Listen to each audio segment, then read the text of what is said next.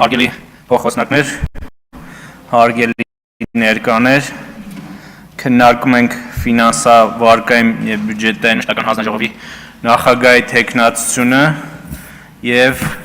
Տիկին Լիաննա Մանուկյանի թեկնածությունը այս պաշտոնում։ Երեկվա քննարկումների արդյունքում Տիկին Մանուկյանը չկա, ափսոս, կարող եմ միանշանակ ասել, որ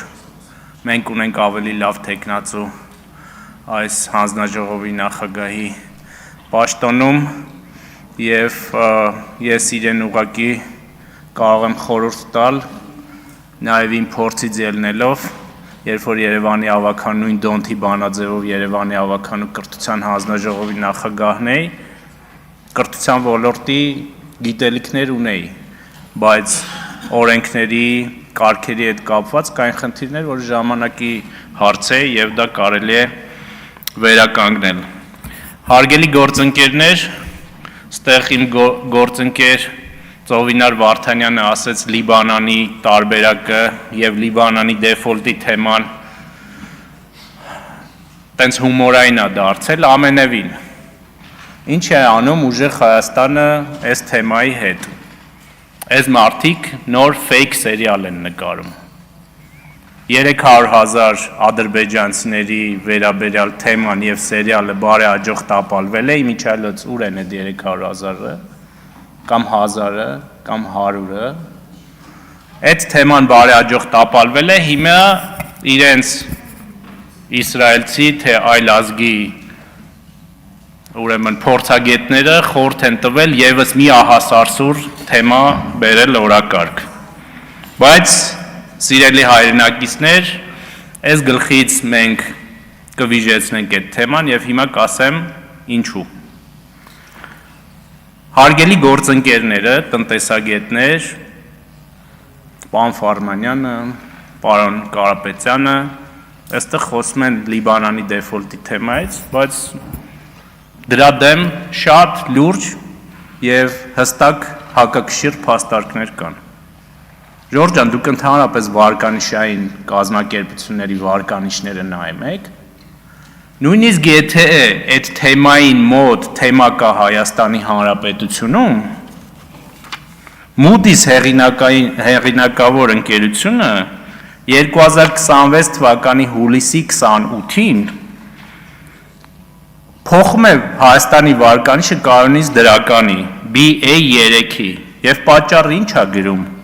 Պատճառ տնտեսական աճի բարձր ներուժ և ամուր մակրոտնտեսական ցուցանիշներ։ Fitch-ը Հայաստանի Հանրապետությանը տվել է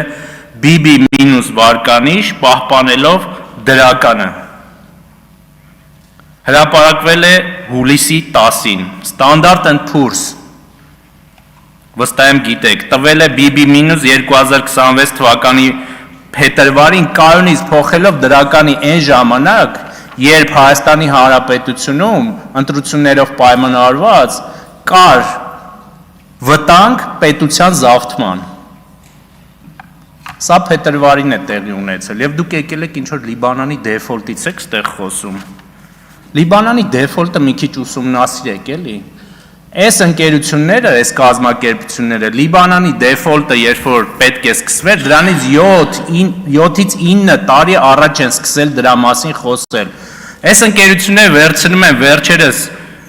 կայունից փոխում են դրական, դուք եկել եք ստեղ Լիբանանի դեֆոլտից եք խոսում Հայաստանում։ Մենք չենք թողի ձեզ հերթական 300,000 ադրբեջանցիների fake սերիալը նկարեք այստեղ, օգտագործելով այս ամբիոնը։ Մի բան էլ ասեմ, էլի, այս բարձր ամբիոնը էլ հրապարակներ չեն, էլ չգիտեմ, ձեր fake-երի էջերը չեն, ձեր լրատվականների էջերը չեն։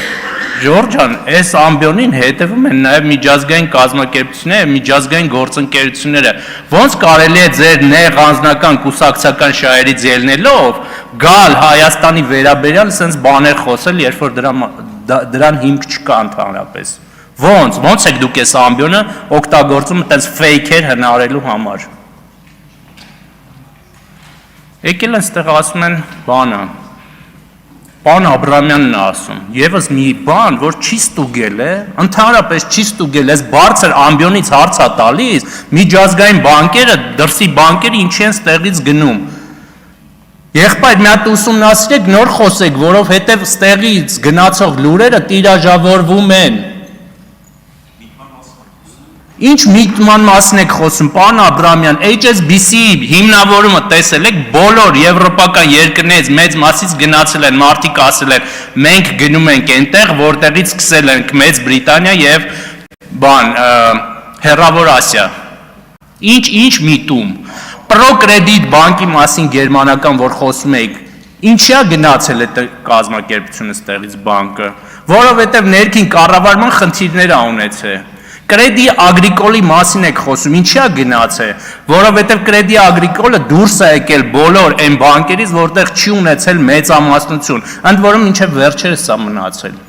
մինչև վերջերս, եւ եթե հանգարց մեր բանկերը պրոբլեմ ունենային, ընդ որում այն ինստիտուտներից է, որ ամենակայացածներից է եւ ամենավստահելիներից, այս մարդկանց հրավիրում են ամբողջ աշխարհում իրանց համար դասախոսություն կարդան, թե ոնց է այս համակարգը սենց կայացել, դուք եկել եք ստեղ վարկաբեկում եք բանկային համակարգը,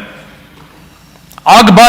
բանկի բաժնետեր է դարձել 20 միլիոնի ներդրում է վերջերս արել ֆրանսիական ներդրումային գործակալությունը, Կարար ընենց լիներ, որ կրեդի ագրիկոլը ստեղ պրոբլեմ տենար բանկից դուրս գար, ֆրանսիական զարգացման գործակալությունը գար 20 միլիոնի ներդրում աներ այդ բանկում, կարող էր այդպիսի բան լիներ։ Մեր թոշակային հիմնադրամը կառավարում է Եվրոպայի ամենամեծ հիմնադրամը, Ամունդին, եթե մենք պրոբլեմ ունենայինք իրանք ստեղ կմնային, աշխարհում 7-րդն է, 8-րդն է, Եվրոպայում ամենամեծը։ Ոնց եք դուք գալիս ես ամբիոնիցը տենց բաներ խոսում, ոնց էլի մի հատ բացատրեք։ Պարոն Ֆարմանյանը ասում է բանը, այ Վրաստանում ամենալավ վարկերն են։ Դուք ChatGPT-ից օգտվում եք ընդհանրապես, գոնե դրանից օգտվեք։ ChatGPT-ին հարցնում ես, կարող ես համեմատել բանի Վրաստանի եւ Հայաստանի բիզնես վարկերի տոկոսադրույքները, ինչ է ասում ChatGPT-ին։